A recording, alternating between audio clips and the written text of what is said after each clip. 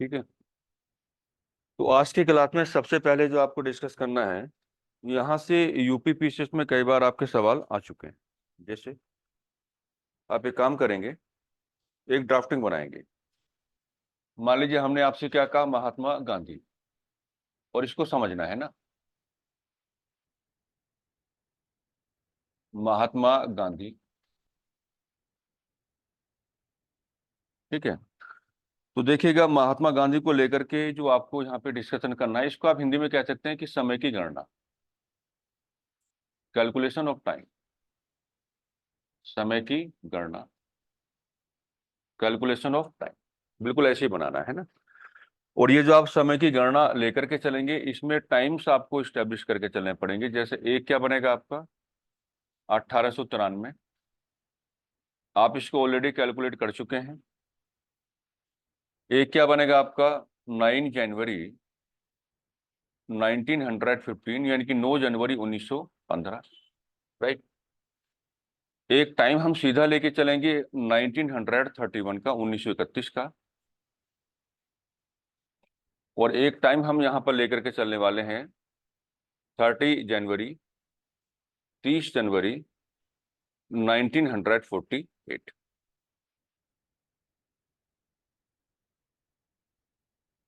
तो इसे कहा जाता है समय की गणना।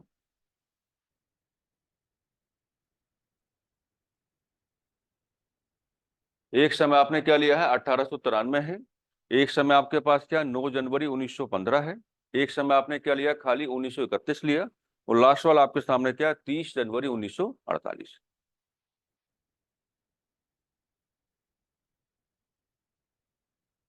राइट। अब यहां से आपको सवाल निकालना है। देखिए, ये मैंने इस नाते बनाया हुआ है क्योंकि यूपी पीसीएस में एक बार सवाल पुटअप किया गया था। अगर आप इन दोनों टाइम्स को देखने की बात करोगे, इनको अगर आपस में आप कनेक्ट करने की बात करोगे, तो यहां से एक सवाल यूपी पीसीएस में ये पूछा गया था कि महात्मा गांधी का, बनाइए, महात्मा गांधी का दक्षिण अफ्रीका में, महात्मा गांधी का दक्षिण अफ्रीका में निवास, महात्मा गांधी का दक्षिण अफ्रीका में निवास। यानी कि सवाल यह पुटअप किया गया था कि महात्मा गांधी दक्षिण अफ्रीका में कुल कितने वर्षों तक रहे। तो अगर इस सवाल को आपको अटेम्प्ट करना है, या इस सवाल को अगर आप लोग कैलकुलेट करना चाहते हैं, तो फिर मामला यह बनेगा कि 1893 की जो कनेक्टिविटी है आपको कहां करनी पड़ेगी, 1915, यानी कि 9 जनवरी 1915 के साथ आपको करनी पड़ेगी। और सवाल की डिमांड यही है कि आपको ये बता के चलना पड़ेगा कि महात्मा गांधी दक्षिण अफ्रीका में कुल कितने वर्षों तक रहे हैं। तो क्या आंसर आना चाहिए, टाइम को देखो, 22। अगर ये सवाल आपके सामने आएगा तो ऑप्शन में 22 आपको जरूर दिया जाएगा, यानी कि 22 ईयर्स का रेफरेंस वो जरूर दे करके चलेगा। लेकिन एक बात समझो कि 22 साल को आप कभी भी आंसर लेकर के नहीं चलेंगे। कारण क्या है? कारण यह है कि महात्मा गांधी का भारत में जो आगमन है वो 1915 में है, लेकिन 1915 के क्या है, प्रारंभ में है।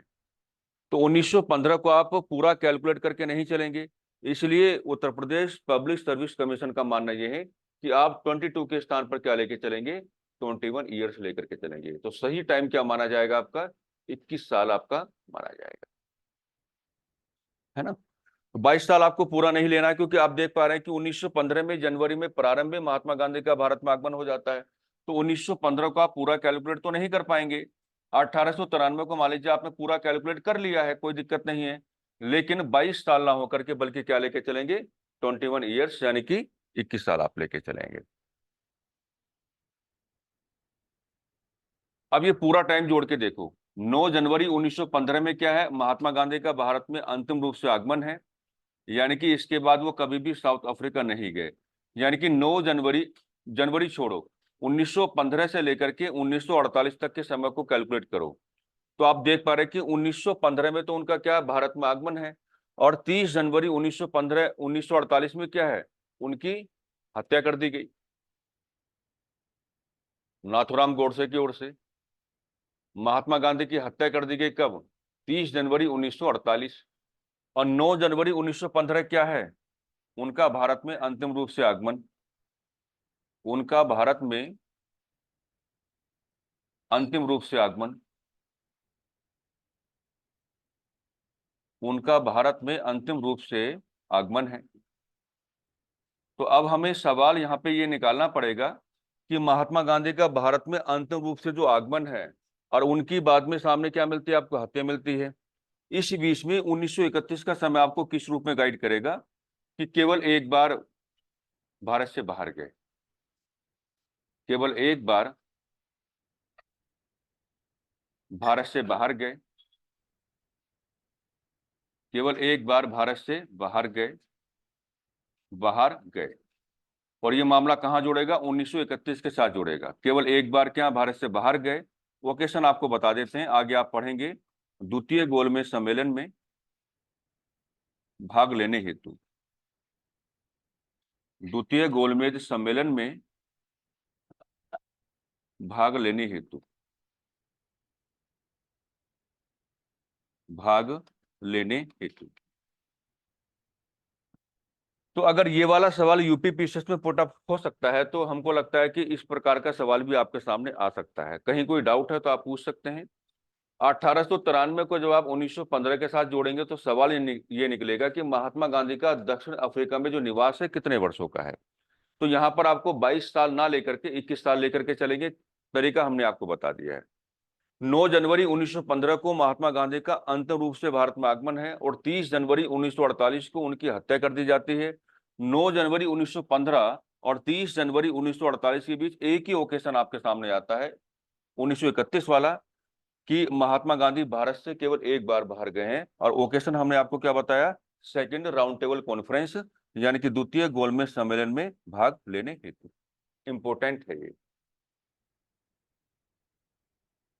कई बार होता है कि प्रारंभिक परीक्षा या परीक्षाओं में इस प्रकार के सवाल जनरेट हो जाते हैं।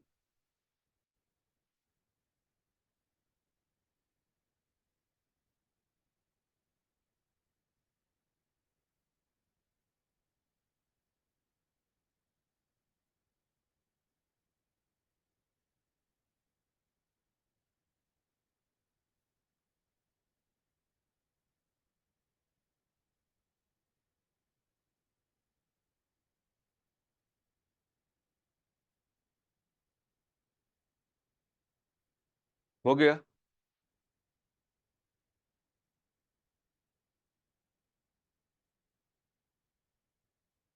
अब देखिए, महात्मा गांधी की ताकत आपको यहाँ पे दिखानी पड़ेगी। ताकत का मतलब क्या है कि आपको कुछ ऐसा डिस्कशन करके चलना पड़ेगा कि महात्मा गांधी की भारत में आने के पश्चात उनकी जो इंडिविजुअलिटी है, यानी कि उनकी जो आपकी इंडिविजुअल पावर है, वो इस्टेब्लिश हो जाए, है ना। ये डिस्कशन आपको करके चलना पड़ेगा। मैं आपको एक ड्राफ्टिंग दे देता हूँ, उससे आप लोग अपने आप को क्या करेंगे, गाइड करेंगे। जैसे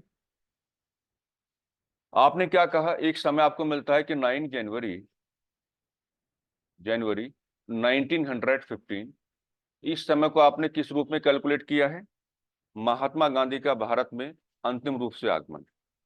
भारत में महात्मा गांधी का, भारत में महात्मा गांधी का अंतिम रूप से आगमन, अंतिम रूप से आगमन।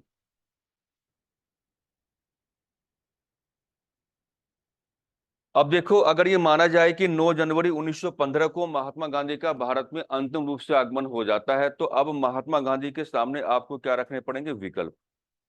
अब महात्मा गांधी के सामने आपको क्या रखने पड़ेंगे, विकल्प, यानी कि ऑप्शंस आपको रखने पड़ेंगे कि भारत में आगमन के पश्चात महात्मा गांधी को कहाँ जोड़ना चाहिए था। तरीका ये होगा कि कहाँ उनको जोड़ना चाहिए था।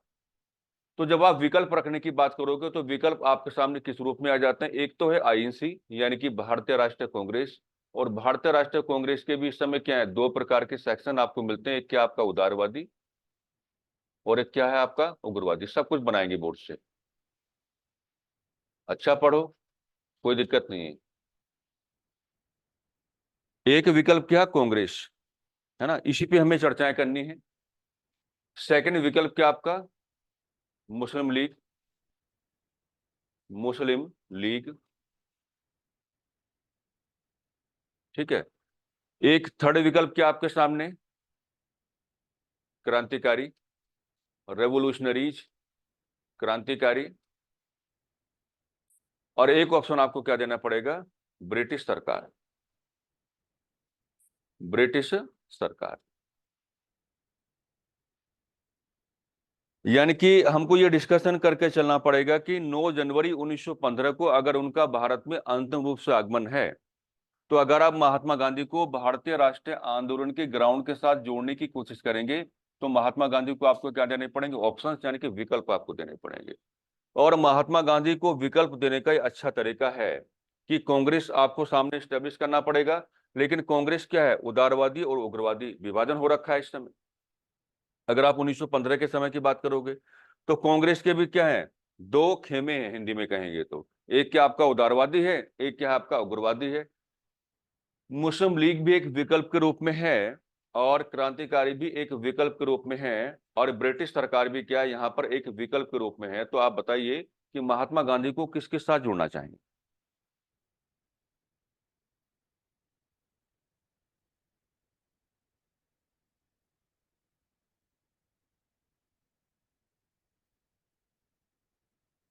देखिए, महात्मा गांधी क्रांतिकारियों के साथ तो इस नाते नहीं जुड़ेंगे क्योंकि क्रांतिकारियों को जो पैटर्न है वो हिंसात्मक है, और महात्मा गांधी किसको आधार बना के व्यवहार करेंगे, अहिंसा को।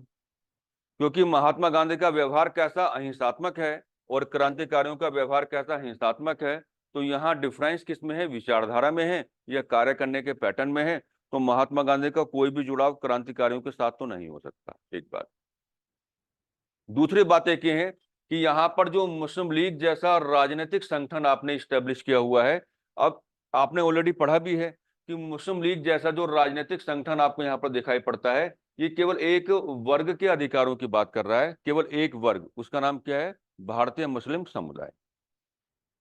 और गांधी जी ऐसे किसी भी सांप्रदायिक और राजनीतिक संगठन के साथ अपना जुड़ाव नहीं करना चाहेंगे जो केवल एक विशेष वर्ग के राजनीतिक एवं संवैधानिक अधिकारों की वकालत कर रहा है और बाकी भारतीयों से उसका कोई लेना देना है नहीं। तो गांधी जी मुस्लिम लीग जैसे विकल्प की ओर भी नहीं जाएंगे। ये दो तो आपने क्या यहाँ पर हटा दिए।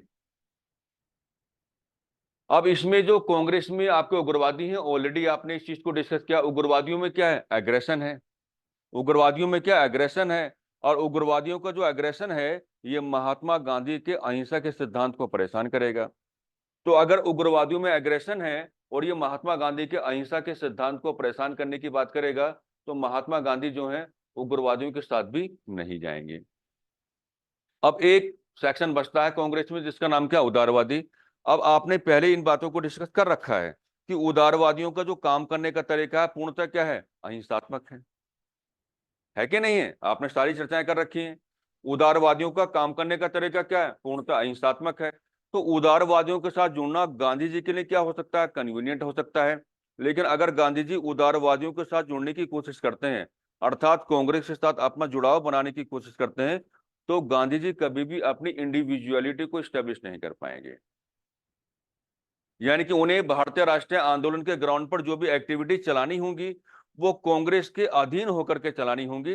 लेकिन गांधी जी भारतीय राष्ट्रीय आंदोलन के ग्राउंड पर अपनी इंडिविजुअलिटी, अपनी व्यक्तिगत क्षमता या ताकत को स्थापित करना चाहते हैं।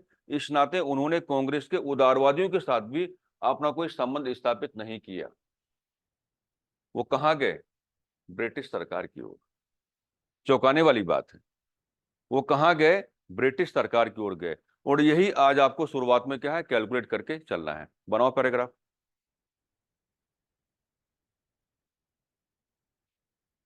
देखना कोई जोड़ना चाह रहा है अभी, इधर जोड़ देना। नहीं, लिखो।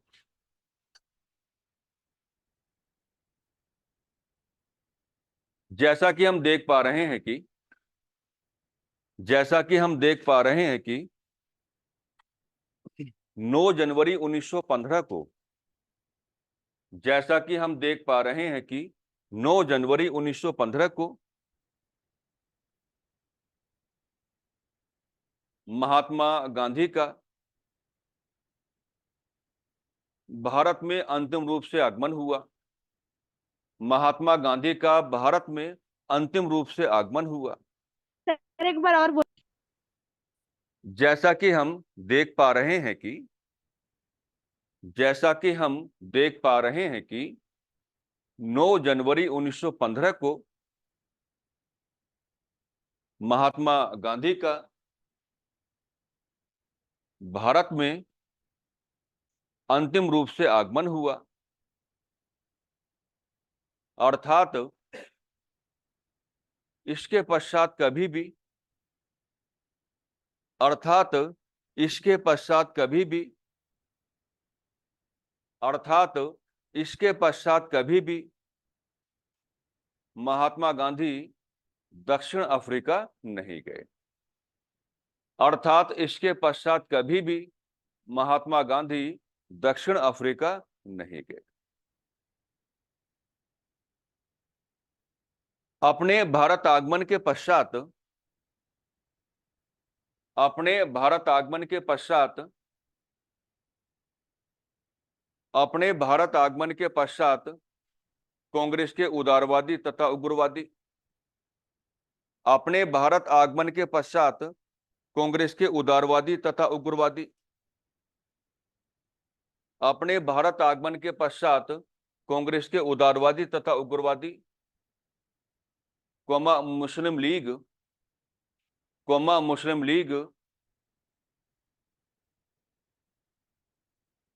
तथा क्रांतिकारी संगठन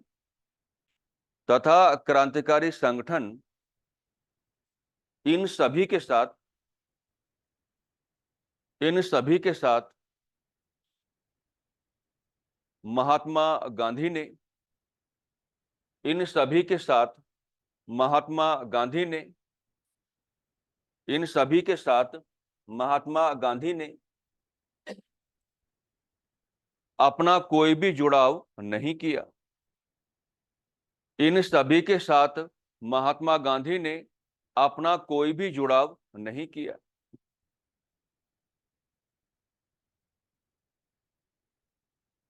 पेन चेंज कर दो इसी पैराग्राफ में लिखो। असल में महात्मा गांधी असल में महात्मा गांधी असल में महात्मा गांधी असल में महात्मा गांधी भारतीय राष्ट्रीय आंदोलन के धरातल पर असल में महात्मा गांधी भारतीय राष्ट्रीय आंदोलन के धरातल पर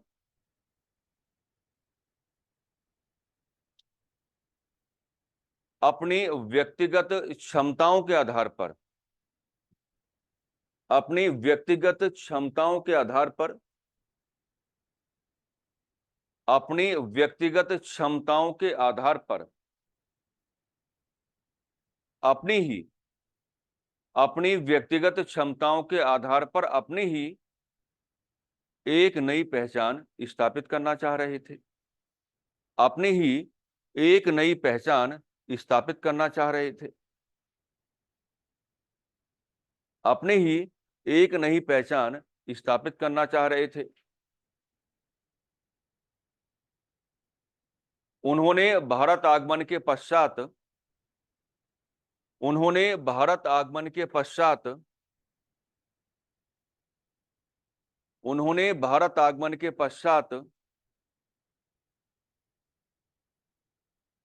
प्रथम विश्व युद्ध के धरातल पर उन्होंने भारत आगमन के पश्चात प्रथम विश्व युद्ध के धरातल पर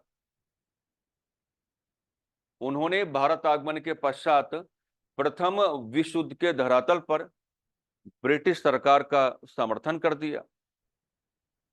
ब्रिटिश सरकार का समर्थन कर दिया। ब्रिटिश सरकार का समर्थन कर दिया।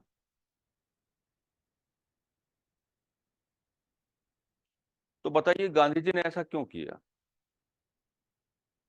चलो ये बातें तो हमारे समझ में आती हैं कि आप क्रांतिकारियों के साथ अपना कोई जुड़ाव नहीं करना चाहते क्योंकि वहां मामला किसका, हिंसा का है।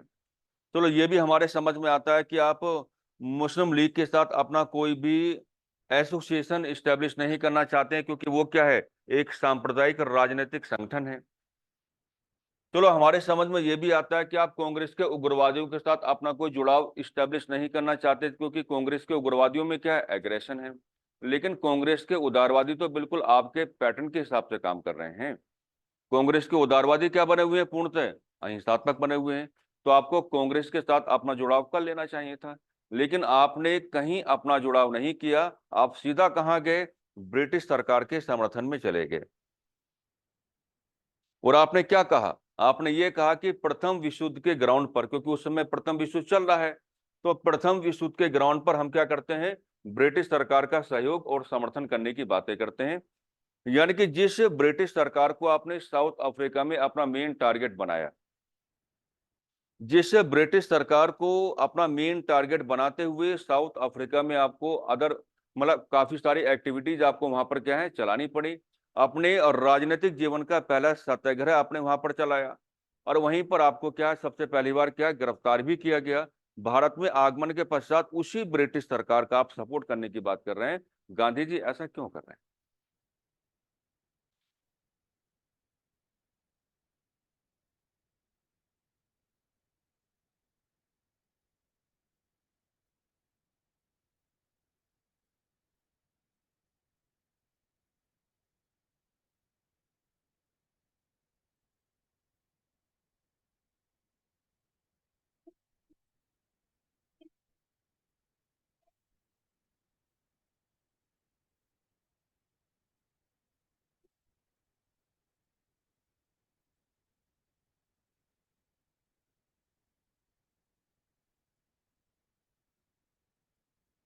ठीक है,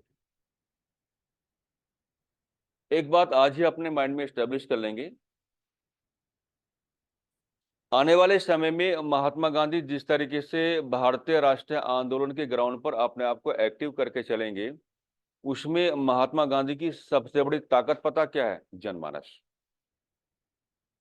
जब जब आप जनमानस को महात्मा गांधी के साथ जोड़ने की बात करेंगे, तो महात्मा गांधी एक मैं कहना चाहूंगा कि शक्तिशाली, है ना, एक शक्तिशाली व्यक्तित्व के रूप में आपके सामने आएंगे। लेकिन जब जब जनमानस का जुड़ाव महात्मा गांधी के साथ नहीं होगा, या जब जब जनमानस महात्मा गांधी से अपनी दूरियां बनाने की बात करेगा, तो महात्मा गांधी वीक जोन में जाते हुए आपको नजर आएंगे। मेरी बात तो समझो।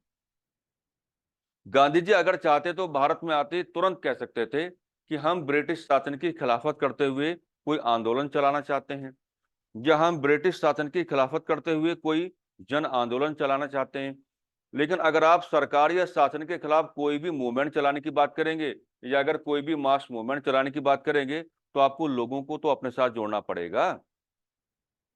लेकिन गांधी जी का मानना यह है कि मैं भारतीय जनमानस को अभी जानता तक नहीं हूं। भारतीय जनमानस कितना जागरूक है, कितना नहीं है, भारतीय जनमानस की वास्तविक समस्याएं क्या है। और अगर मैं भारतीय जनमानस को अपने साथ लेकर के कोई मूवमेंट चला दूं, या अगर मान लीजिए सरकार के खिलाफ कोई मास एक्टिविटी लेकर के आ जाता हूं, तो पहले तो मुझे भारतीय जनमानस को जानना होगा, पहचानना होगा, उसकी वास्तविक स्थिति क्या है ये जानना होगा, है ना, कितना जागरूक है, कितना जागरूक नहीं है। ये सारी बातों पे मुझे क्या है कैलकुलेशंस करनी पड़ेंगी। इस नाते गांधी जी कहते हैं कि मामला प्रथम विश्व युद्ध का है। और मैं आपको बताना चाहूंगा कि ब्रिटेन भले ही यहाँ पर एक उपनिवेशवाद जैसी व्यवस्था के आधार पर भारत को अपना एक उपनिवेश बनाए हुए है, लेकिन ब्रिटेन के बारे में यह भी कहा जाता है कि ब्रिटेन एक ऐसा देश भी है जिसने संपूर्ण विश्व को लोकतंत्र का पाठ पढ़ाया है। और गांधी जी मान के चल रहे हैं कि अगर हम प्रथम विश्व युद्ध की बात करेंगे, तो एक और आपका जर्मनी है, एक और आपका ब्रिटेन है।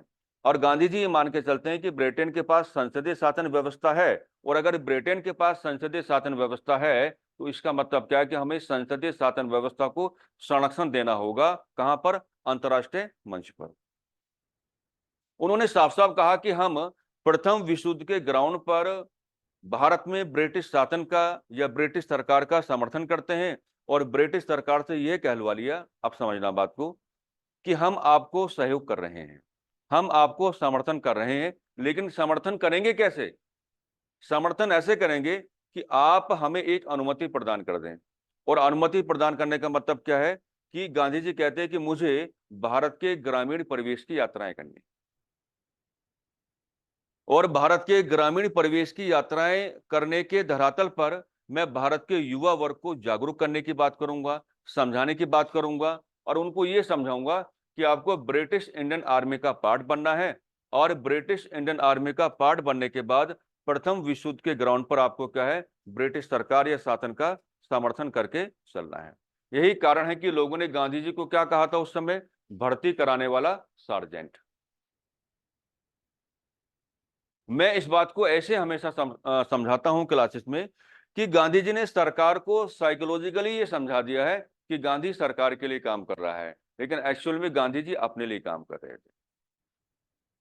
ब्रिटिश शासन का एक राजनीतिक आशीर्वाद प्राप्त करने के पश्चात उन्होंने भारत के ग्रामीण परिवेश की यात्राएं की, और भारत के ग्रामीण परिवेश की यात्राएं करने के बाद भारतीय जनमानस को बहुत नजदीक से जाकर के देखा, उनको बताया कि मैं गांधी हूं, और उनसे पूछा कि आपकी वास्तविक समस्या क्या है, आपकी कमजोरियां क्या है, और किस तरीके से भारतीय जनमानस को जागरूक करके हम किसी मूवमेंट के साथ जोड़ सकते हैं या किसी मास मूवमेंट के साथ जोड़ सकते हैं। तो अगर आप ऐसा डिस्कशन नहीं करेंगे तो मामला थोड़ा क्या हो जाएगा, कॉम्प्रोमाइज यहाँ पे हो जाता है। कहा तो यही जाता है कि गांधी जी सरकार के समर्थन में है, लेकिन अगर आप इसकी गहराई में जाने की बात करेंगे तो गांधी जी सरकार को समर्थन तो दे रहे हैं, लेकिन आपको यह भी तो एश्योर्ड करा के चलना पड़ेगा कि सरकार का राजनीतिक आशीर्वाद गांधी जी को मिला है, और उसी के बाद वो शांतिपूर्ण तरीके से भारत की यात्राएं कर रहे हैं। अगर भारत में आगमन के तुरंत पश्चात गांधी जी कहते हैं कि अंग्रेजों भारत निकलो, तो क्या इस प्रकार की यात्राएं करना संभव था? नहीं था। तो यही ताकत है उनकी। बनाओ पैराग्राफ। हाँ हाँ, बिल्कुल। हम्म।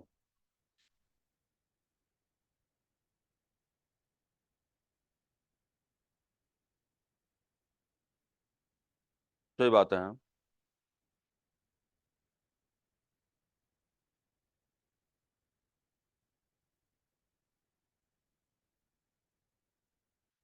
इस समय देखिए संगठन की तो कोई भूमिका नहीं है, लेकिन इसमें आप ये कह सकते हैं कि गांव के मुखियाओं के साथ उनका कम्युनिकेशन स्टेब्लिश हुआ होगा। हम्म, हम्म, हम्म।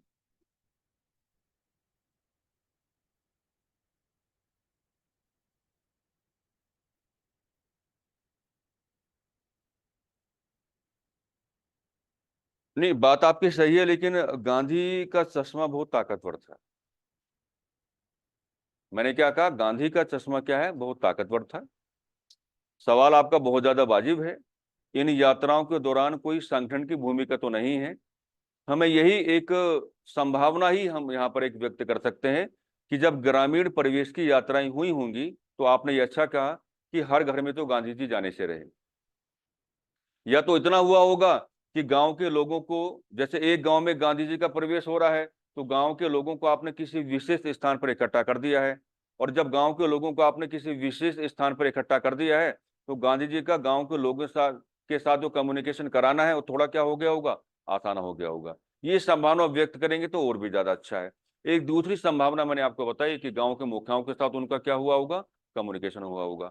अगर आप गांधी जैसे व्यक्ति से बातचीत करने की बात करेंगे, तो अगर आप कुछ छुपाने की बात करेंगे तो गांधी उसको पहचान लेंगे। यही उनकी ताकत है।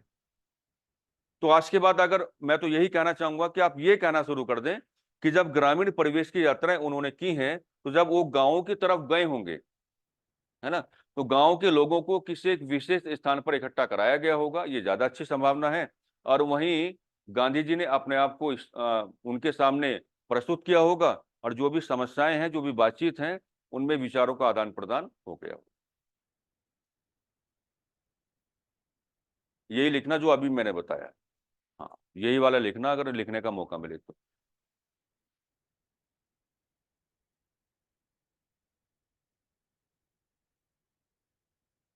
वह देखिए, एविडेंस देने की कोई आवश्यकता नहीं होती है। एविडेंस देने की कोई आवश्यकता नहीं होती है। अगर आप अपनी बातों को सही तरीके से लिख रहे हैं, है ना, तो कहानी बन जाती है। हालांकि मैं अगर लिखने पे आऊंगा तो मैं एविडेंस देता हूं हमेशा राजनीतिक विचारकों की ओर से। विचारक, मैंने कोई भी आंसर अपने जीवन में कभी लिखा है, तो मैं अपने आंसर की जो प्रामाणिकता है, या तो प्लेटो की ओर से सिद्ध करता हूँ, या अरस्तू है, थिंकर्स क्योंकि हमारी ग्रिप में है। और अगर थिंकर्स आपकी ग्रिप में एक बार आ जाते हैं, कुछ अच्छे थिंकर्स, तो अपनी बातों को कहना बड़ा आसान हो जाता है। यानी कि आपने एक बात कह दी है और उसी बात को आपने थिंकर के साथ जोड़ के आपने रख दिया है, तो आपकी बात की जो प्रमाणिकता है थोड़ी क्या हो जाती है, सिद्ध हो जाती है। हाँ, धीरे धीरे आप सीख जाएंगे, धीरे धीरे चलता रहेगा ये। बनाओ पैराग्राफ अगला। तो महात्मा गांधी ने अपने भारत आगमन के पश्चात, महात्मा गांधी ने अपने भारत आगमन के पश्चात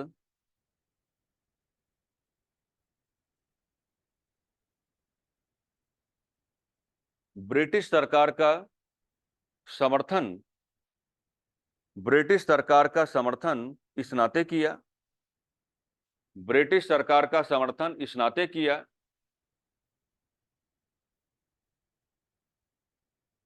कि अंतर्राष्ट्रीय मंच पर,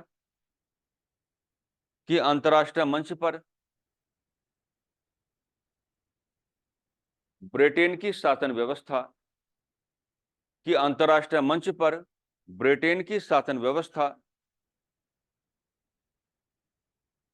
अर्थात, सर एक बार और बोलेंगे? हाँ जी, अंतर्राष्ट्रीय मंच के बाद एक बार और बोलेंगे? क्या लिखा था मैंने?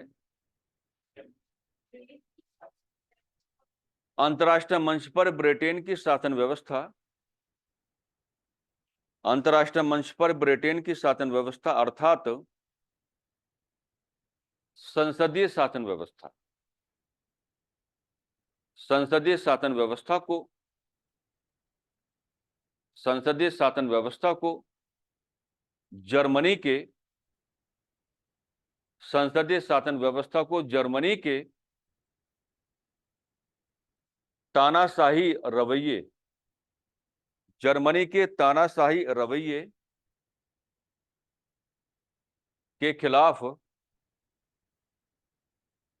संरक्षण दिलवा सके, संरक्षण दिलवा सके, संरक्षण दिलवा सके। इस समर्थन के बदले में महात्मा गांधी को, इस समर्थन के बदले में महात्मा गांधी को, इस समर्थन के बदले में महात्मा गांधी को ब्रिटिश सरकार का राजनीतिक आशीर्वाद प्राप्त हुआ, ब्रिटिश सरकार का राजनीतिक आशीर्वाद प्राप्त हुआ, ब्रिटिश सरकार का राजनीतिक आशीर्वाद प्राप्त हुआ। उन्होंने भारत के ग्रामीण परिवेश की यात्राएं की, उन्होंने भारत के ग्रामीण परिवेश की यात्राएं की, उन्होंने भारत के ग्रामीण परिवेश की यात्राएं की।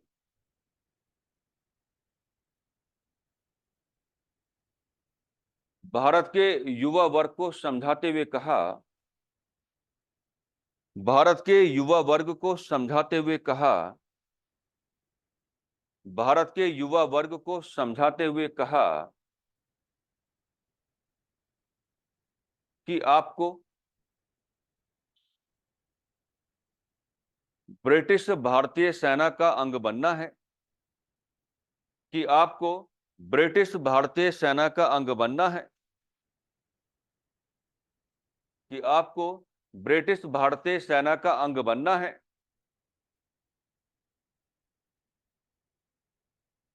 और प्रथम विश्व युद्ध के धरातल पर, और प्रथम विश्व युद्ध के धरातल पर, और प्रथम विश्व युद्ध के धरातल पर ब्रिटिश सरकार का समर्थन करना है, और प्रथम विश्व युद्ध के धरातल पर ब्रिटिश सरकार का समर्थन करना है। पेन चेंज कर दो अपना।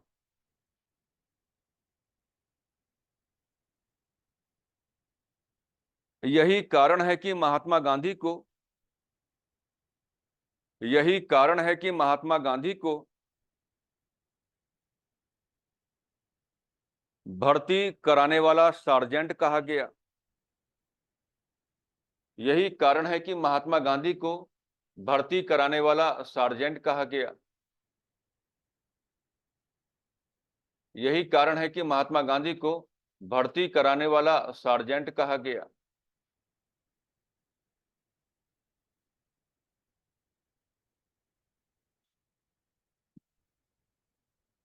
प्रथम विश्व युद्ध के दौरान ही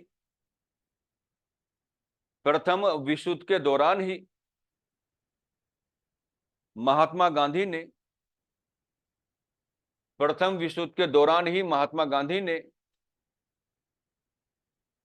ब्रिटिश सरकार का जो समर्थन किया, ब्रिटिश सरकार का जो समर्थन किया, ब्रिटिश सरकार का जो समर्थन किया, उससे खुश होकर, ब्रिटिश सरकार का जो समर्थन किया उससे खुश होकर सरकार ने उन्हें, यहां से नोट करेंगे, सरकार ने उन्हें केसर-ए-हिंद की उपाधि प्रदान की। सरकार ने उन्हें केसर-ए-हिंद की उपाधि प्रदान की। सरकार ने उन्हें केसर-ए-हिंद की उपाधि प्रदान की।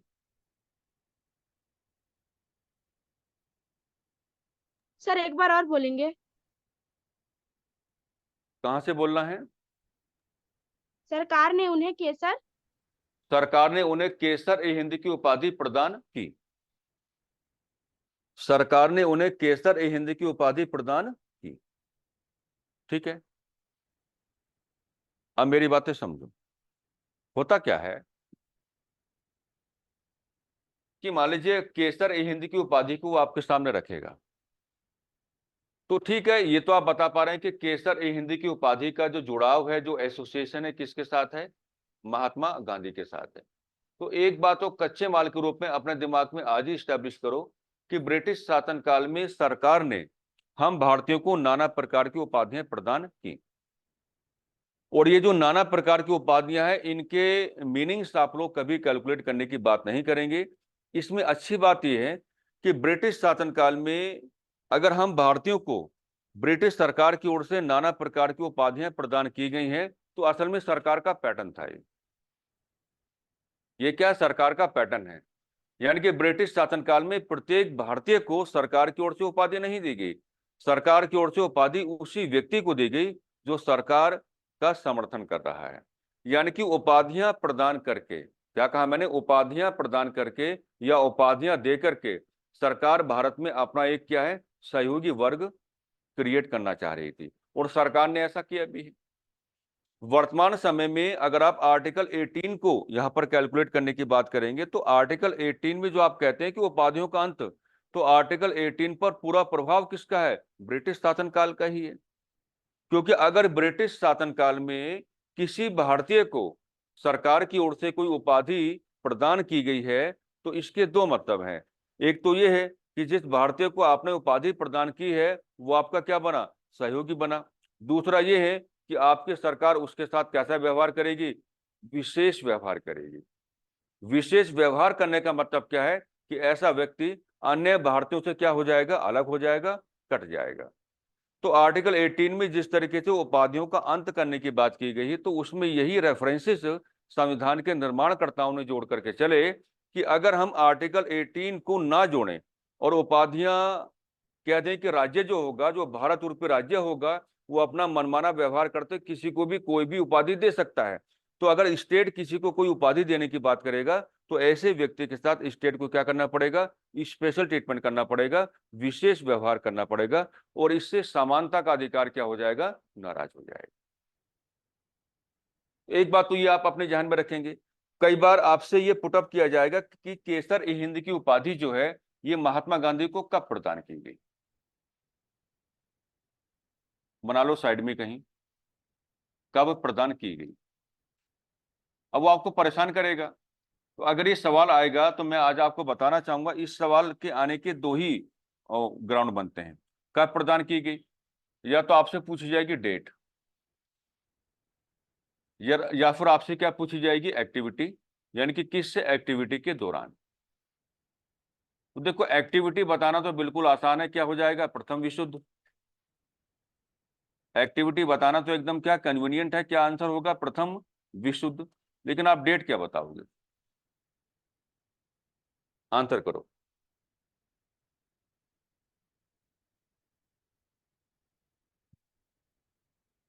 पूरा डेट बताना है, डेट विद ईयर। मैं आसानी कर देता हूं, 1915 तो रहेगा ही रहेगा, है ना, ये तो क्लियर है ना। अब बताओ इसके आगे क्या जोड़ोगे। 1915 तो रहेगा रहेगा हमेशा। जब डेट अगर पूछेगा तो डेट पूरा क्या बताएंगे, 9 जनवरी। और इसमें कोई कंफ्यूजन नहीं है, इसमें किसी करेक्शन की रिक्वायरमेंट नहीं है। हालांकि हम ये कहते हैं कि 9 जनवरी 1915 को महात्मा गांधी का भारत में आगमन है। आगमन के पश्चात उन्होंने क्या किया होगा, ब्रिटिश सरकार का सहयोग किया होगा, समर्थन किया होगा। तो कई बार देख करके लगता है कि उपाधि बाद में दी गई होगी, लेकिन उपाधि की जो डेट आपको लेकर के चलनी है, यही लेके चलनी। क्योंकि आप लोग एक बार बताओ, प्रवासी दिवस आप लोग कब मनाते हो, प्रवासी जो डे है वो आप लोग कब मनाते हो, 9 जनवरी को आप मनाते हैं। तो अगर प्रवासी डे आप 9 जनवरी को मनाते हैं, तो आज के बाद अगर कभी भी इसकी डेट पूछी जाएगी तो आप 9 जनवरी को ही प्रमोट करके चलेंगे, बाद में अपनी कोई कैलकुलेशन ना करें। 1915 तो जुड़ के काम करेगा, लेकिन 9 जनवरी 1915 ही इसकी डेट मानी गई है।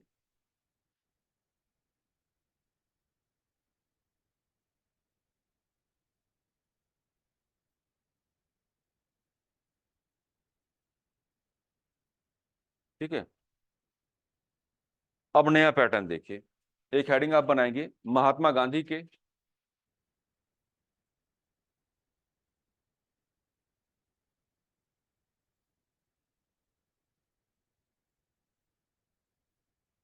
भारत में प्रारंभिक आंदोलन। महात्मा गांधी के भारत में प्रारंभिक आंदोलन, इनके रिगार्डिंग एक न्यू पैटर्न अभी हाल ही में जनरेट हुआ है, जो आपसे आपकी प्रारंभिक परीक्षाओं में पुटअप किया जा रहा है, बिल्कुल न्यू पैटर्न। और इस अगर न्यू पैटर्न को आप लोग, है ना, अटेम्प्ट करना चाहते हैं, समझना चाहते हैं, तो आप एक बात देखिएगा। महात्मा गांधी के जो भारत में प्रारंभिक आंदोलन है, उनको आप लोग कैसे कैटेगराइज करके चलेंगे, चंपारण। एक को आप क्या कहेंगे, चंपारण सत्याग्रह। एक को आप लोग क्या कहेंगे, अहमदाबाद, अहमदाबाद मील मजदूर आंदोलन। अहमदाबाद मील मजदूर आंदोलन। एक को आप लोग क्या कहेंगे, खेड़ा सत्याग्रह, खेड़ा सत्याग्रह। अब देखो इसमें नया पैटर्न आपका क्या डेवलप हुआ है। पहली बात तो ये कि मैच द कॉलम करेंगे तो कुछ यहाँ पे आपको बता के चलना पड़ेगा। चंपारण सत्याग्रह जो आपकी एक्टिविटी है 1917 की है, लेकिन अहमदाबाद मिल मजदूर आंदोलन और खेड़ा सत्याग्रह दोनों क्या 1918 के हैं।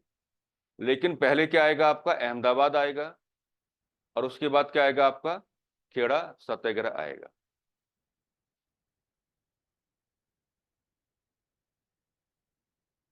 नया पैटर्न ये वाला है कि चंपारण सत्याग्रह में महात्मा गांधी ने किन किन मुद्दों को उठाया, किसान।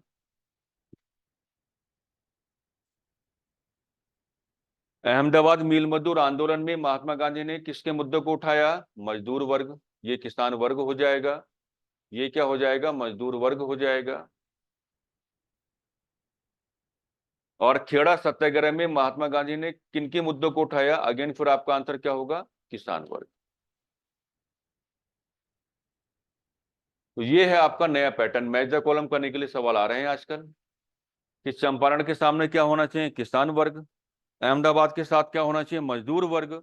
और खेड़ा सत्याग्रह के सामने क्या होना चाहिए, अगेन फिर क्या आपका, किसान वर्ग।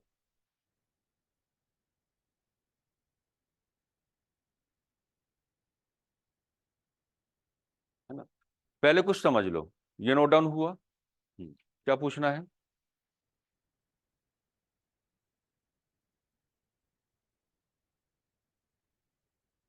नहीं, मजदूर ये मिल मजदूर हैं, जो आपके टेक्सटाइल मिल है ना, ये उनके मजदूर। ठीक है, चलिए पहले एक हेडिंग बना लेते हैं कि चंपारण के किसानों की समस्या। पहले समस्या को आपके सामने रखते हैं, फिर अगला डिस्कशन बाद में करेंगे। चंपारण के किसानों की समस्या, और आप भी हेडिंग ऐसे ही बनाएंगे, चंपारण के किसानों की समस्या। राइट। अब चंपारण के किसानों की जो समस्या है उसमें आपको क्या क्या बताना है? चंपारण के किसानों की समस्या में एक तो आप क्या बताएंगे? नील का उत्पादन, इंडिगो, नील यानी कि इंडिगो। हाँ जी, नील का उत्पादन।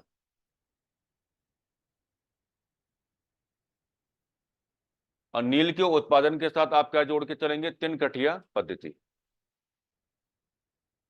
तीन कठिया पद्धति, तीन कठिया पद्धति।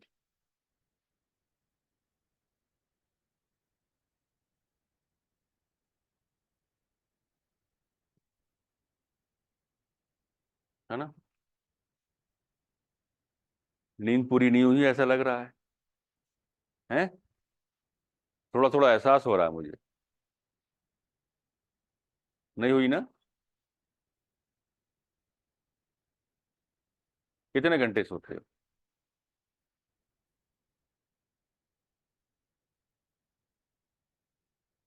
कितना? 6 घंटे? ठीक है। एक तरफ क्या रहेगा? नील का उत्पादन रहेगा, एक तरफ क्या रहेगा? आपका तिनकटिया पद्धति रहेगा।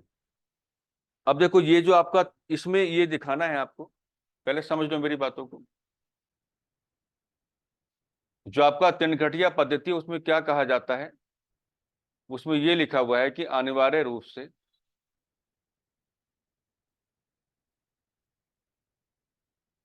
अनिवार्य रूप से जमीन के, अनिवार्य रूप से जमीन के 3/20 भाग पर नील का उत्पादन, नील का उत्पादन।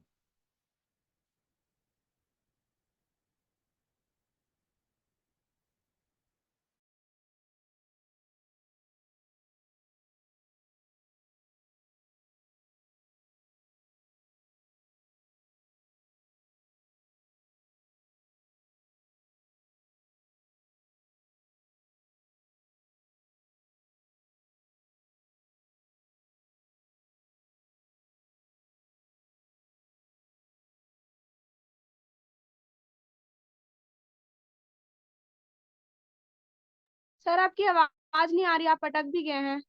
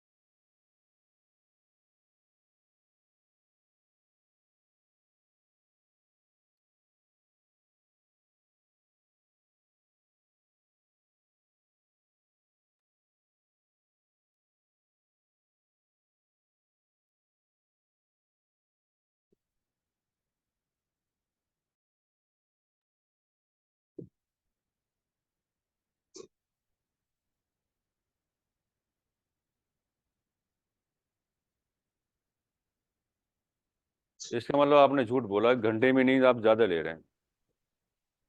आपने जैसे 6 घंटे बोला, उधर वो बंद हो गया। हाँ? मतलब आपने झूठ बोला है। आप सच बोलते तो ये बंद ना होता।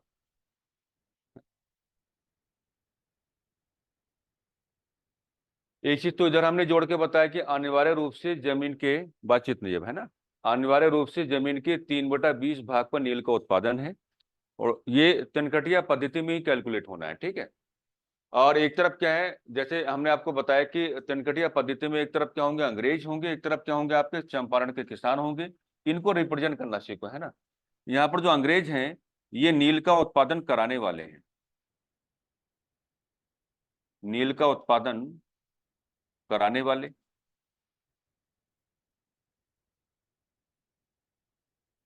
और देखो यहाँ पर जो आपके चंपारण के किसान हैं, वो क्या हैं, नील का उत्पादन करने वाले, अपने खेतों में नील का उत्पादन करने वाले,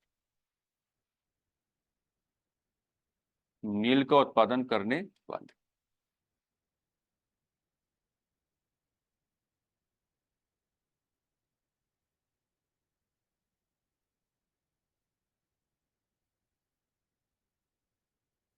है ना।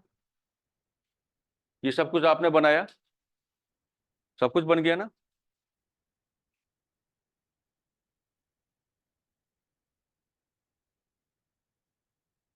आगे बढ़ सकते हैं।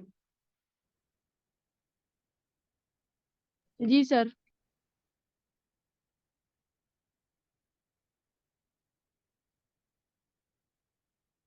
तो पहले एक कंडीशन आप बनाओ, पैराग्राफ बनाओ, जैसे लिखो,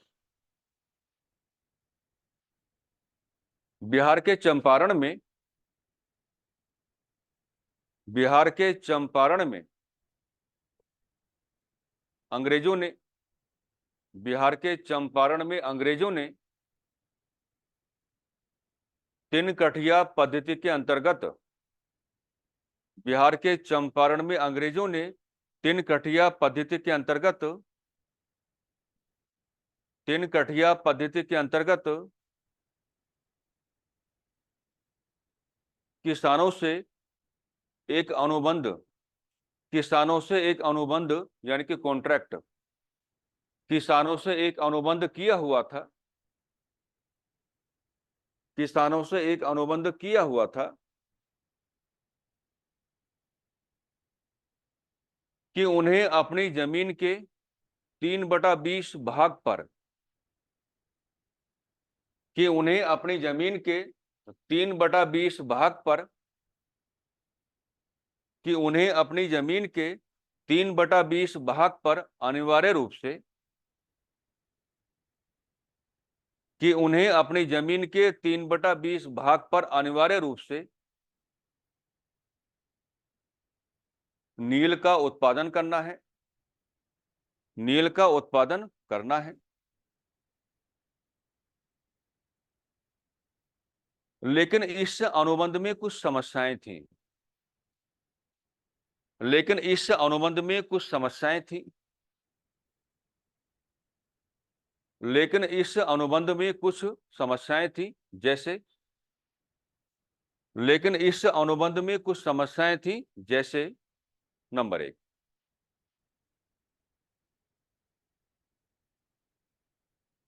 नंबर 1, किसानों को, किसानों को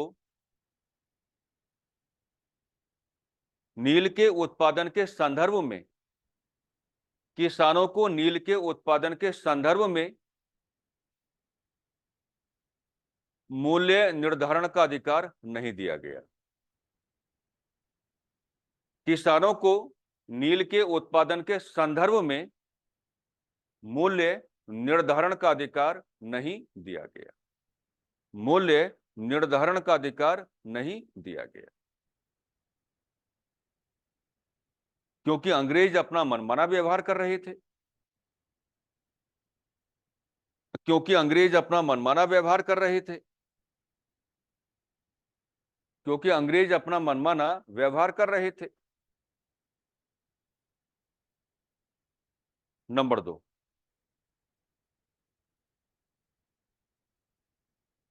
भारत में जिस नील का उत्पादन हो रहा था, भारत में जिस नील का उत्पादन हो रहा था, भारत में जिस नील का उत्पादन हो रहा था, उसकी मांग, डिमांड, उसकी मांग यूरोप के बाजारों में, उसकी मांग यूरोप के बाजारों में काफी उच्च थी, काफी उच्च, काफी उच्च थी, काफी उच्च थी। अर्थात अंग्रेजों को, अर्थात अंग्रेजों को एक व्यापक स्तर पर आर्थिक लाभ हो रहा था, अर्थात अंग्रेजों को एक व्यापक स्तर पर आर्थिक लाभ हो रहा था, अर्थात अंग्रेजों को एक व्यापक स्तर पर आर्थिक लाभ हो रहा था।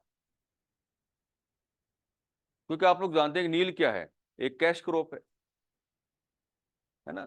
उस समय अंग्रेजों ने नील के उत्पादन को लेकर के चंपारण के किसानों को इतना दबाया हुआ है कि अंग्रेज जानते हैं कि भारत में जो नील का उत्पादन हो रहा है, इसकी क्वालिटी काफी क्या है, इफेक्टिव है। और नील की डिमांड कहाँ थी, यूरोपियन मार्केट्स में काफी ज्यादा थी, कैश क्रॉप के रूप में काम कर रहा है। हमारे किसानों को ये अधिकार तक नहीं दिया गया कि मूल्य निर्धारण आप करेंगे या नहीं करेंगे।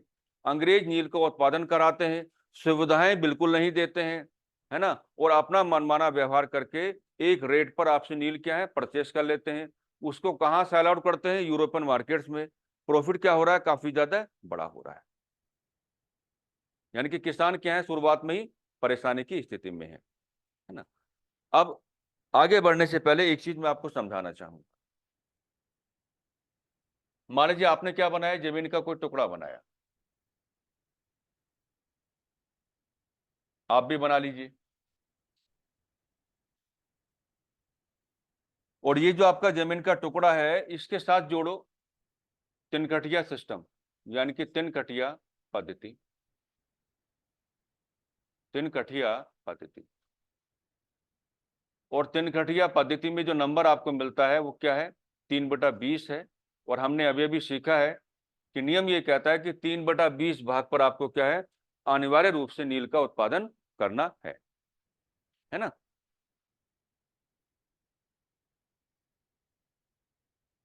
तो देखो, इसको कैलकुलेट कराना आपको सिखाते हैं। आप एक काम कर लो कि जो जमीन का टुकड़ा आपने लिया है, इसको आपने क्या माना, 100%। इसको आपने क्या माना है, 100% मान लिया आपने, ठीक है। अब 3/20 जो है, ये तो फ्रैक्शन है। और 3/20 अगर आपका फ्रैक्शन है, अगर आप इसको परसेंटेज में चेंज करने की बात करेंगे तो मल्टीप्लाई किसके साथ हो जाएगा, 100 के साथ हो जाएगा, 5 जा।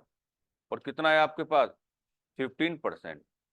इसका मतलब ये होगा कि जो जमीन का टुकड़ा आपके पास है, अगर आप उसको 100% मान के चलेंगे तो 100% का जो आपका क्या है, केवल 15% है। यहीं पर आपको क्या है, अनिवार्य रूप से नील का उत्पादन करना है। यहीं पर आपको क्या है, अनिवार्य रूप से, अनिवार्य रूप से क्या है, नील का उत्पादन, अनिवार्य रूप से नील का उत्पादन। यानी कि रिमेनिंग जो आपका 85% बचा है, उस पर आप क्या है, अन्य फसल, अन्य फसल का उत्पादन कर सकते हैं, अन्य फसल का उत्पादन कर सकते हैं, अन्य फसल का उत्पादन कर सकते हैं। तो दिक्कत क्या है, तो एक दिक्कत तो मैंने अभी आपको बताया कि चंपारण के किसानों को मूल्य निर्धारण का कोई भी अधिकार नहीं दिया गया है। और जो आपका नील का उत्पादन हो रहा है, सुविधाओं के अभाव में है। एक तो नील का उत्पादन सुविधाओं के अभाव में है, एक समस्या ये है। दूसरी बात क्या है कि चंपारण के किसानों को अपने ही उत्पादन के रिगार्डिंग मूल्य निर्धारण का अधिकार आपने नहीं दिया, एक समस्या ये है। लेकिन अगर तिनकटिया पद्धति में, तिनकटिया सिस्टम में अगर नंबर की कैलकुलेशन हम करते हैं तो नंबर क्या निकलेगा आपका, 3/20 का मतलब क्या है, 15%। यानी कि जमीन के किसी टुकड़े को अगर आपने 100% माना तो मात्र 15% पर आपको क्या है, अनिवार्य रूप से नील का उत्पादन करना है। और जो आपका रिमेनिंग 85% है, यहाँ आप क्या करेंगे, अन्य फसल का उत्पादन कर सकते हैं। तो दिक्कत क्या है?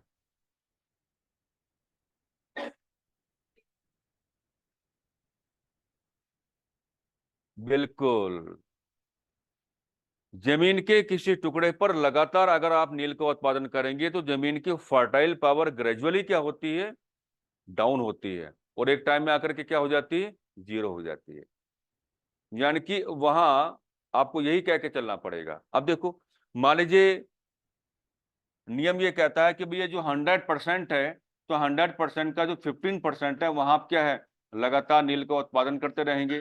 लेकिन जब लगातार यहाँ पर नील का उत्पादन होगा तो जमीन की जो फर्टाइल पावर है वो क्या हो जाएगी? कम होती रहेगी, और एक टाइम में आकर के क्या हो जाएगी? शून्य हो जाएगी।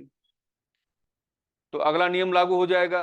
रिमेनिंग क्या बचा आपके पास? 85%। तो फिर 85% के कहाँ पे हो जाएगा लागू? वो 15%। ये ऐसे क्या बढ़ता रहेगा। यानी कि किसानों को डर सता रहा है कि अगर ये नील का उत्पादन लगातार ऐसे ही होता रहा तो एक दिन ऐसा आ जाएगा कि हमारी जमीन क्या हो जाएगी? नॉन फर्टाइल हो जाएगी। क्योंकि पहले तो नियम यही है कि 3/20 भूभाग पर आप नील का उत्पादन करते रहेंगे। लेकिन जब लगातार यहाँ पर नील का उत्पादन हो जाएगा तो इसकी फर्टाइल पावर क्या है? शून्य बननी है। और अगर इसकी फर्टाइल पावर शून्य बननी है तो फिर क्या होगा? नियम तो वही है 3/20। तो फिर 3/20 भाग कहाँ लागू करोगे? 85% पे।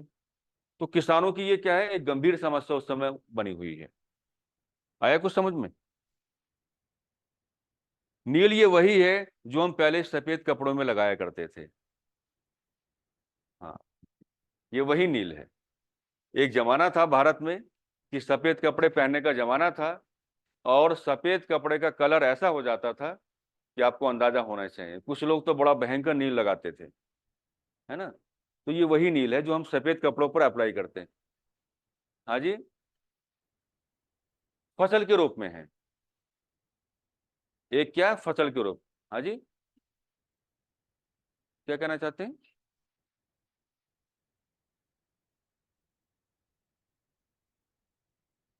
अब एक काम करना, एक मूवी आ रखा मोहनजोदारो।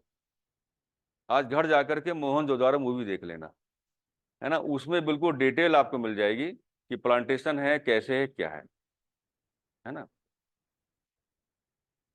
अब फसल है तो प्लांटेशन तो होगा ही। फसल है तो प्लांटेशन तो होगा ही, है ना?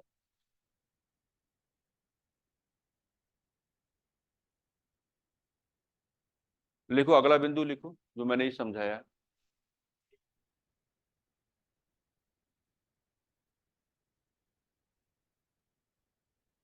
नील का मतलब इंडिगो है, और इंडिगो को आप एज अ प्लांटेशन ही लेकर के चलेंगे, है ना? हालांकि जो आपका मोहनजोदारो मूवी है उसमें इस पर अच्छे से लाइट भी डाला गया है, और मोहनजोदारो में नील का उत्पादन बताया जाता है, लेकिन हम मानते नहीं हैं। वो एक अलग बात है। लेकिन अगर आप किसी फसल को लेकर के चलने की बात करें, नील का उत्पादन अगर आप लेकर के चलने की बात करें, एज ए क्रॉप आप इसको लेकर चल रहे हैं, तो प्लांटेशन का मुद्दा तो है ही, है ना? हम लोगों ने इसको देखा कैसे? एज ए लिक्विड हमने इसको देखा है हमेशा।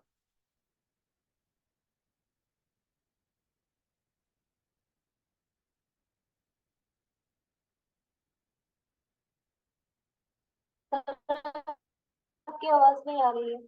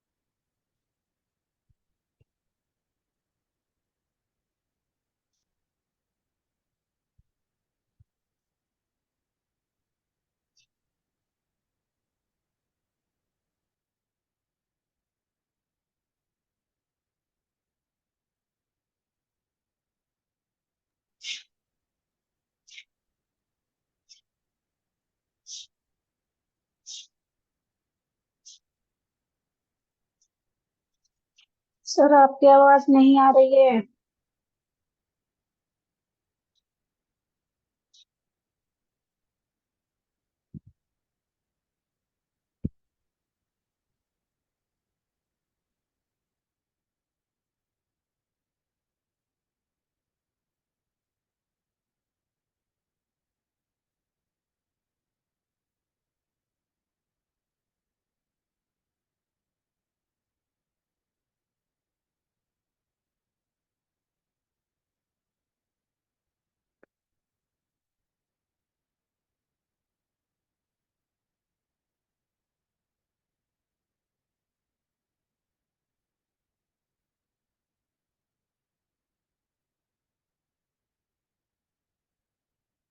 हैं?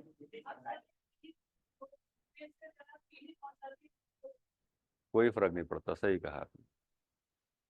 क्या लिखा रहे थे इस बिंदु में हम लोग? हाँ, इसी बीच जर्मनी के रासायनिक कारखानों में नील का उत्पादन होने लगा।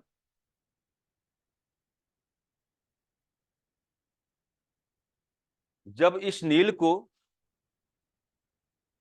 यूरोप के बाजारों में बेचा गया, जब इस नील को यूरोप के बाजारों में बेचा गया,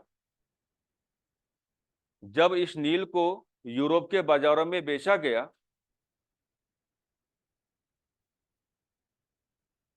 तब यूरोपियन बाजारों से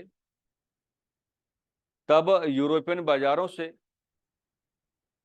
तब यूरोपियन बाजारों से भारत में उत्पादित होने वाला नील तब यूरोपियन बाजारों से भारत में उत्पादित होने वाला नील बाहर हो गया, बाहर हो गया।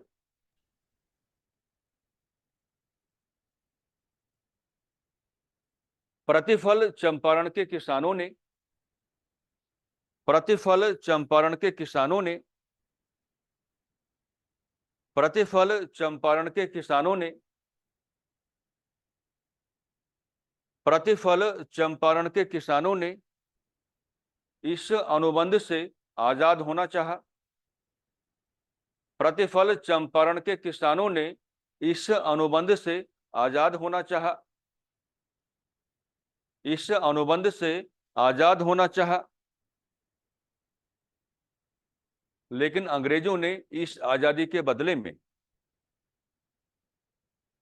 लेकिन अंग्रेजों ने इस आजादी के बदले में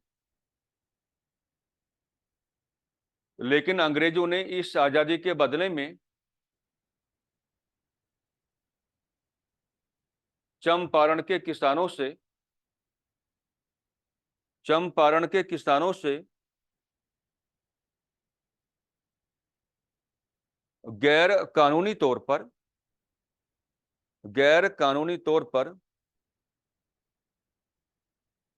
धन की वसूली करना प्रारंभ कर दिया। गैर कानूनी तौर पर धन की वसूली करना प्रारंभ कर दिया। गैर कानूनी तौर पर धन की वसूली करना प्रारंभ कर दिया। अब देखो, एक व्यक्ति आपको मिलते हैं जिनका नाम क्या? राजकुमार शुक्ल। सुना है नाम? है ना? राजकुमार शुक्ल जो हैं, ये बिहार के चंपारण के ही एक किसान नेता हैं। और चंपारण के किसानों की समस्या जो हमने अभी अभी आपको दिखाया है, इस समस्या को अपने साथ लेकर के कहां पर आते हैं? लखनऊ। और लखनऊ में आने का मतलब यह है कि 1916 में जो कांग्रेस का लखनऊ अधिवेशन हुआ, जो आपने ऑलरेडी डिस्कस किया है, तो 1916 का कांग्रेस का जो आपका लखनऊ अधिवेशन है, उसमें राजकुमार शुक्ल अपने आप को लेकर के आते हैं और अपने साथ इस समस्या को लेकर के आए हैं, बिहार के चंपारण के किसानों की समस्या, जिसको हाल ही में आपने क्या डिस्कस किया है? Ramachandra Guha, the great historian of India, उन्होंने अपनी किताब में राजकुमार शुक्ल की डायरी को अंकित किया है। यानी कि आगे मैं जो कुछ भी बोलूंगा अपनी ओर से नहीं बोलूंगा, बल्कि राजकुमार शुक्ल की डायरी की ओर से बोलूंगा। तो राजकुमार शुक्ल ये बताना चाहते हैं कि बिहार के चंपारण के किसानों की जो समस्या है, मुझे कांग्रेस के अंदर उस समस्या को उठाना था, और इसी नाते मैं कांग्रेस के लखनऊ अधिवेशन 1916 में जो आयोजित हुआ, मैंने अपना जो पार्टिसिपेशन है वहां पर दिखा दिया। राजकुमार शुक्ल बाल गंगाधर तिलक को, क्योंकि उस समय आप समझेंगे, अभी 2-3 दिन बाद और भी कुछ टॉपिक आपके सामने आएंगे। राजकुमार शुक्ल उस समय बाल गंगाधर तिलक को चंपारण के किसानों की समस्या से अवगत कराना चाहते हैं, क्योंकि 1916 का जो कांग्रेस का लखनऊ अधिवेशन है, उसमें सबसे ताकतवर हैं बाल गंगाधर तिलक हैं। इसका कारण यह है कि 1915 में ही हमने बताया था आपको एक दिन कि गोपाल कृष्ण गोखले और फिरोज शाह मेहता, जो उनके विरोधी थे कांग्रेस में, उनकी क्या हो जाती है, डेथ हो जाती है। तो 1916 में कांग्रेस में अगर कोई कद्दावर नेता है तो उनका नाम क्या है, बीजे तिलक है। और राजकुमार शुक्ला अपनी समस्या को बीजे तिलक के सामने रखना चाहते हैं कि भैया, अगर आप चंपारण के किसानों की समस्या को समझोगे, गंभीरता पूर्वक लोगे, तो हो सकता है कि चंपारण के किसानों को इस अनुबंध से, गैर कानूनी तौर से जो धन की वसूली की गई है, इससे क्या मिल जाएगी, मुक्ति मिल जाएगी। इससे क्या मिल जाएगी, आजादी मिल जाएगी। बाल गंगाधर तिलक जो हैं, उन्होंने कहा कि भाई समय नहीं है मेरे पास, भी अभी अभी तो कांग्रेस में आपको नया जीवन मिला है, अभी अभी आप कांग्रेस के क्या बड़े कद्दावर नेता बन रहे हैं, और कांग्रेस के लखनऊ अधिवेशन में एक और क्या है, लखनऊ पैक्ट हो रहा है, एक और क्या है, कांग्रेस के उदारवादी तथा उग्रवादी क्या है, एक साथ आ रहे हैं। तो कांग्रेस का लखनऊ सेशन अपने आप में काफी इंपॉर्टेंट रहा। बहुत अलग अलग प्रकार की जो कैलकुलेशन वहां पर उस समय हो रही थी, उसी के नाते बीजे तिलक को, राजकुमार शुक्ला को यह कहना पड़ा कि भाई, आपकी समस्या को सुनने के लिए मेरे पास समय नहीं। वक्त एक समय ऐसा था कि कांग्रेस के उग्रवादी कांग्रेस की अध्यक्षता चाहते थे, और एक समय ऐसा आ गया कि बीजे तिलक कांग्रेस के कार्यक्रमों के साथ इतने ज्यादा बिजी हो गए हैं कि राजकुमार शुक्ला की समस्या को सुनने के लिए उनके पास क्या है, समय तक नहीं। राजकुमार शुक्ला ने कहा कि उसी समय मेरा ध्यान कहां गया, गांधी पर। तो मैंने कल ही आपको पढ़ाया था कि भारत में अपने आगमन के पश्चात कांग्रेस का पहला अधिवेशन जिसमें महात्मा गांधी ने भाग लिया, कौन सा बनेगा, लखनऊ सेशन 1916 वाला। राजकुमार शुक्ला कहते हैं कि मेरा ध्यान कहां गया, गांधी पर। और जैसे ही गांधी पर मेरा ध्यान गया, मेरे दिमाग में एक ही बात कैलकुलेट हुआ, अरे ये तो वही गांधी है। भारत में महात्मा गांधी की जो राजनीतिक विरासत है, वो ये मानी गई है कि साउथ अफ्रीका में उन्होंने किस तरीके से ब्रिटिश सरकार को टारगेट किया। राजकुमार शुक्ला के खुद के शब्द हैं, अरे ये तो वही गांधी है जिसने दक्षिण अफ्रीका में ब्रिटिश सरकार को टक्कर दी, अपने जीवन का पहला सत्याग्रह चलाया और रजिस्ट्रेशन एक्ट जैसी व्यवस्था को समाप्त करवा दिया। तो राजकुमार शुक्ला अपनी समस्याओं को लेकर के कहां पहुंचते हैं, गांधी के पास पहुंचते हैं। गांधी ने कहा कि समय नहीं, यानी कि इन्होंने दो लोगों को अप्रोच किया चंपारण के किसानों की समस्याओं को लेकर के, लेकिन बीजे तिलक एंड गांधी जी दोनों ने ही गंभीरता नहीं दिखाई। बल्कि राजकुमार शुक्ला ये भी कहते हैं कि जब लखनऊ सेशन वाइंड अप हो गया, उसके बाद गांधी जी लखनऊ से कानपुर की तरफ बढ़ते हैं, तो मैंने गांधी जी का लखनऊ से कानपुर तक पीछा किया। लेकिन गांधी जी लगातार यही कहते रहे कि कैलकुलेशन और है हमारे पास, अभी फिलहाल चंपारण के किसानों की समस्याओं को हम लोग क्या है, स्वीकार नहीं कर सकते। कुल मिलाकर के राजकुमार शुक्ला को खाली हाथ वापस लौटना पड़ा, कहां पर, चंपारण। 1917 यानी कि मार्च 1917 में गांधी जी को अचानक से याद आया, क्योंकि उनको यात्राओं पर निकलना था, तो गांधी जी को अचानक से याद आया कि भाई, राजकुमार शुक्ला नाम का कोई व्यक्ति कांग्रेस के लखनऊ सेशन में हमसे मिला था और बिहार के चंपारण के किसानों की समस्याओं को हमारे सामने रखना चाहता था। एक काम करते हैं, अब सीधा कहां चलते हैं, चंपारण। और जैसे ही गांधी जी ने साबरमती आश्रम से ये अनाउंस किया कि हमारी यात्रा बिहार के चंपारण की ओर जा रही है, वैसे ही ब्रिटिश सरकार ने कह दिया कि गांधी चंपारण में प्रवेश ना कर पाए। लेकिन गांधी जी ने कहा कि चंपारण में प्रवेश करके तो मैं मानूंगा, अब जो होगा देखा जाएगा। गांधी जी चंपारण में प्रवेश कर पाते हैं, जिसका बड़ा रीजन ये है कि गांधी जी को बिहार के चंपारण में ग्राउंड सपोर्ट मिला। और ये जो आपका ग्राउंड सपोर्ट है, ये कई बार आपसे आपकी परीक्षाओं में पूछा जाता है। जैसे डॉक्टर राजेंद्र प्रसाद हैं, आचार्य JB कृपलानी हैं, नरहरि पारिक हैं, महादेव देसाई हैं। तो ये जो बड़े बड़े चेहरे मैं आपके सामने दिखा रहा हूं, ये गांधी जी का प्रवेश करवा देते हैं, क्योंकि गांधी जी को ग्राउंड सपोर्ट मिल गया था। और यहाँ पर महात्मा गांधी के साथ या गांधी जी के साथ जो पहला जुड़ाव हुआ है किनका, डॉक्टर राजेंद्र प्रसाद का। तो यहाँ से एक सवाल पीछे में कई बार पूछा भी गया है कि महात्मा गांधी का ऐसा कौन सा फॉलोअर है जो बाई प्रोफेशन क्या थे, टीचर थे। तो आंसर क्या होता है, डॉक्टर राजेंद्र प्रसाद। प्रवेश मिल गया। गांधी जी ने सरकार को बाध्य कर दिया एक समिति का गठन कराए जाने के उद्देश्य से। गांधी जी के दबाव में आकर के एक कमेटी का फॉर्मेशन कराया गया। हालांकि उस कमेटी का प्रेसिडेंट कौन है या उस कमेटी में कुल कितने मेंबर्स हैं, आज तक इसकी कोई भी कंक्रीट इंफॉर्मेशन हमारे पास नहीं है। इतना हम कहेंगे कि गांधी जी ने सरकार को बाध्य कर दिया, एक कमेटी का फॉर्मेशन हुआ और उस कमेटी के मेंबर गांधी जी रहे, ये जानकारी हमारे पास है। और इस कमेटी के मेंबर होने के नाते गांधी जी ने सरकार को ये समझाने का कार्य किया कि भैया आपका मामला सारा गलत है, शुरुआत से लेकर आखिर तक। जब आप नील का उत्पादन करा रहे थे, तो बिहार के चंपारण के किसानों को मूल्य निर्धारण का अधिकार आपने क्यों नहीं दिया? आप उनसे उत्पादन करा रहे हैं, मनमाने रेट पर उनसे क्या परचेस करते हैं, तो गलत बात है ये तो। और उस नील को आप यूरोपियन जो मार्केट्स हैं वहां जाकर के सेल आउट करते हैं, तो आपका प्रॉफिट क्या काफी ज्यादा बड़ा है।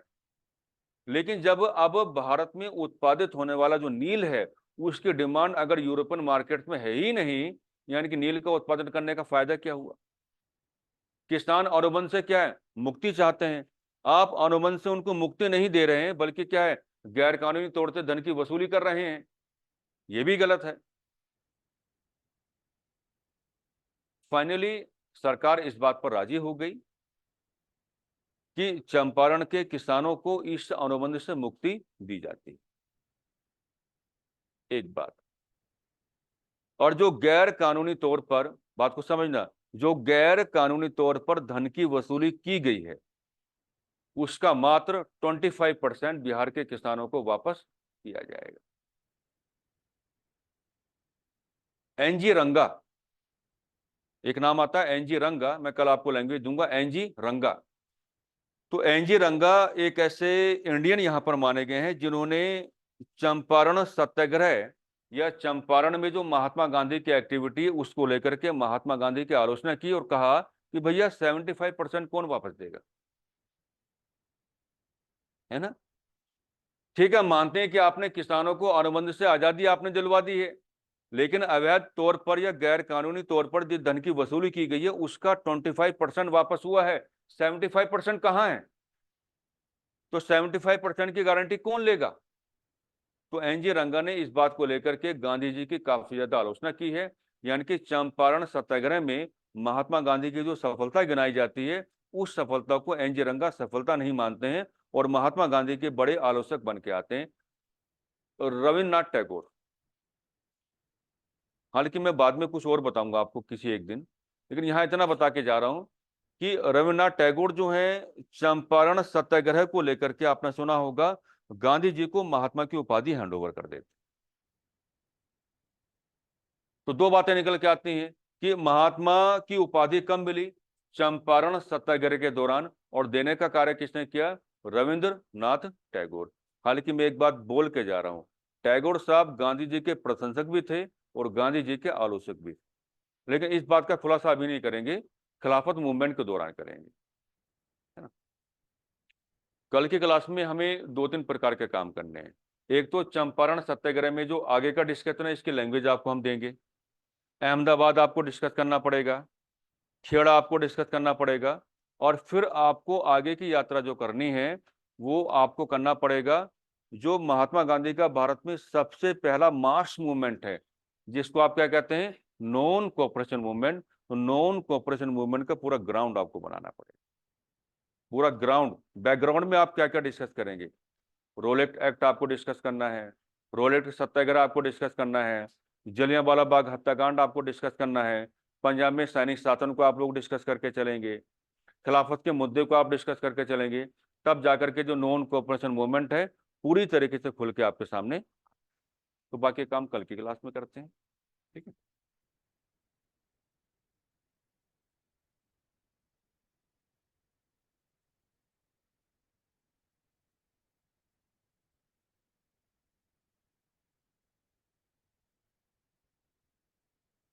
हम्म।